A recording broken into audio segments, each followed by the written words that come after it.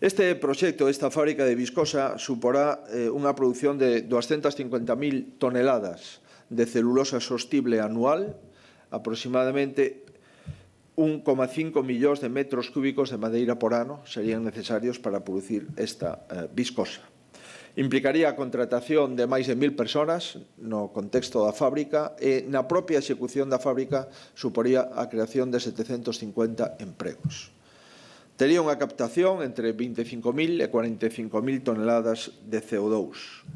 Esta iniciativa se vincula a outros proxectos de monte veciñal en común, de cortalumes e de mellora do servicio en prevención de lumes forestais, que a Xunta ten presupuestado para todo este proxecto uns 200 millóns de euros. Este sería o primeiro bloque nesta gran fábrica de viscosa, con máis de 950 millóns de euros de investimento, sería o primeiro bloque no sector forestal.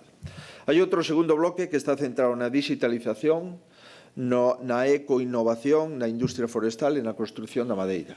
E este segundo bloque ten 4 proxectos que totalizan 38 millóns de euros. Un deles relativo á construción con madeira, con elementos determinantes na construción de edificios, tanto en contornas urbanas, rurais e industriais. Isto supón un investimento de 26 millóns de euros.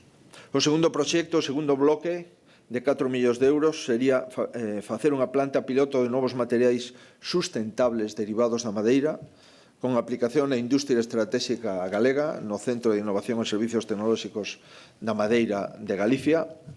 O terceiro proxecto deste segundo bloque sería no ecodeseño, a economía circular e a ecoinnovación, un proxecto tamén de 4 millóns de euros.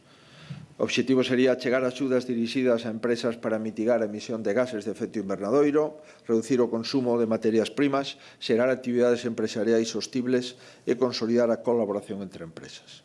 E o último proxecto sería a digitalización da industria forestal, outro proxecto de 4 millóns de euros que totalizan estos 38 millóns de euros nos 4 proxectos do segundo bloque.